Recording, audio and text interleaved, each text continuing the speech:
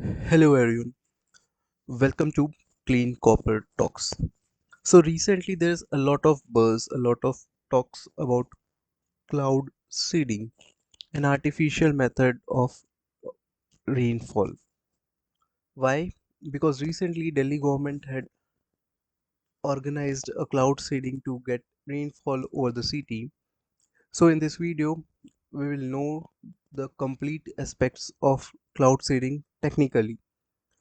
What are cloud seeding, what are the agents used for cloud seeding, how cloud seeding is performed, what are the benefits or what could be the controversies related to cloud seedings, what are the global events when cloud seeding was performed in different countries. All these things will be discussed in this video. Also, I am not going to talk about what happened in Delhi recently.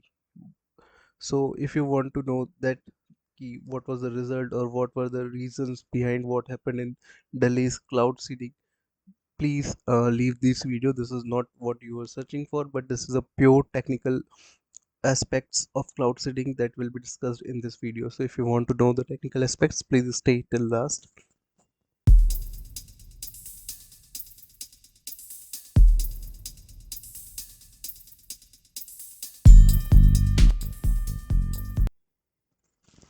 So cloud seeding is a weather modification technique. Why? It is used to induce rainfall artificially or snowfall. It involves dispersing certain chemicals, or let's better it should I should say dispersing some chemicals into the clouds to encourage water vapor to condense into larger droplets that eventually fall as precipitation. So please note that cloud seeding itself does not contain any water, or it itself does not cause any rainfall. It is a method in which some substances uh, or chemicals which act as a catalyst, which make the clouds or the vapors to happen rainfall. So what basically it is doing is it is acting as a catalyst to influence the rainfall to occur or to influence the clouds to condense. So the moisture should already be there in the atmosphere. Moisture or water droplets should already be there in the atmosphere. Then only cloud seeding could work. So how it works? Some common agents which are used in cloud seeding to condense the moisture are sprayed using aircraft, rockets, or maybe ground based generators. Such agents or chemicals are silver iodide, potassium iodide, sodium chloride, calcium chloride, and dry ice. So, cloud seeding can have many positive impacts, such as it could increase the rainfall in drought affected area, and it could bring relief to that area. It could help agriculture by uh, increasing the crop yield and reducing the drought losses. It could help fill the reservoirs, rivers, or aquifers and help in better water management. Uh, Artificial rain can wash out dust and pollutants also. It can do disaster mitigation by reducing the forest fire intensity and help moderate heat waves. But there can be some negative impacts also of cloud seeding, such as environmental concerns. The chemicals such as silver iodide may accumulate in soil and water, affecting the plants and aquatic life. See, what happens is when they do cloud seeding, the amount of silver iodide sprayed is very less, probably in milligrams, but over time it may accumulate and it can have detrimental effects on the soil, on environment, on plants, on animals, because it is toxic and persistent. Then the uneven rainfall distribution can affect one region, which will get deprived of the water which it should have got naturally.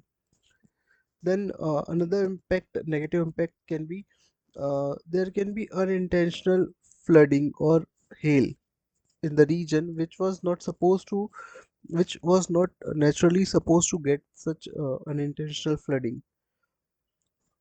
There can be Ethical and political issues such as cross-border cloud seeding can create disputes between two states or two nations, such as if, let's say, in a boundary area, if a government decides to perform the cloud seeding and by default, because of wind air, it transfers to the next region, then it can be then it can create political issues. Then there's cost and effectiveness issues also related to cloud seeding, because it is very expensive and inconsistent. The success rate is not very much. So these are some of the impacts and positive and negative impacts of cloud seeding. Now there are some of the famous examples which took place in different countries which were successful of the events wherein cloud seeding was performed and it was successful. Such as one example is from China in Beijing in 2008. They wanted to prevent the rainfall during the matches or the game which goes on in Olympics. So they did to overcome that. They did cloud seeding by by using silver iodide and dry ice in rockets and artillery shells, and it was successful to keep the skies clear.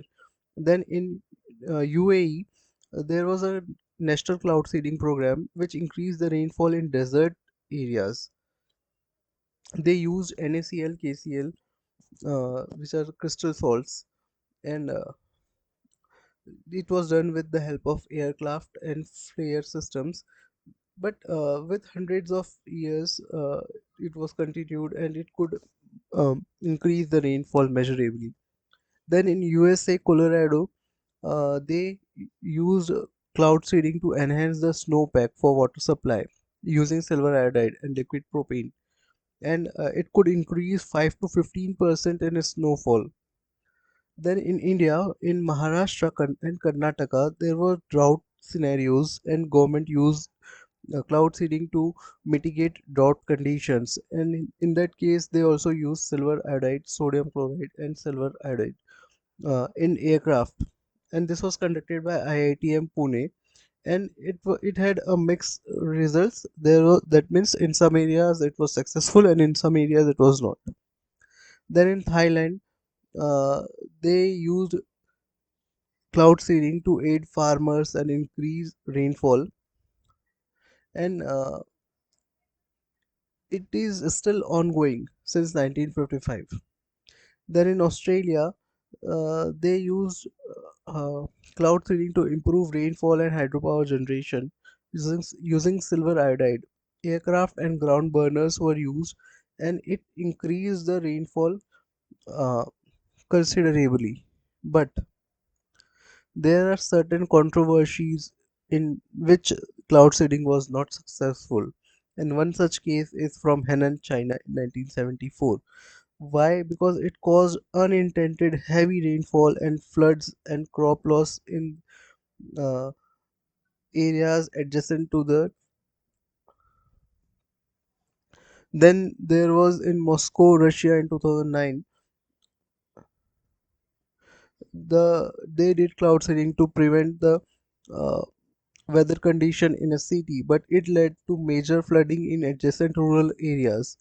Then there are toxicity concerns. As I told you, silver iodide is toxic, and if over the years it is used continuously, it may get accumulated and it could lead to uh, detrimental effects to humans and animals. So, what do you think? Uh, Climate change is a mitigation or it is a interference? There are many episodes in which it can be said as cloud seeding is aid to climate change mitigation, because there are many times when cloud seeding was very helpful to human society, and some of those were discussed above. But there are also some of the events where cloud seeding was not successful, and it worked against the human society's favor. So uh, it cannot be clear cut said that cloud seeding is helpful in mitigating the climate change or if it is interference in natural system. It all depends on the success of cloud seeding, which is not very high. In some cases you may fail and in some cases you may succeed. But Is cloud seeding a responsible technological innovation to mitigate climate impacts? Or are we overstepping nature's boundary and risking new imbalances? What are your thoughts? Let me know in comment section below. And if you like the video, please subscribe to the channel, hit that like button, and I will see you in next video. Till then, tata, bye bye, take care.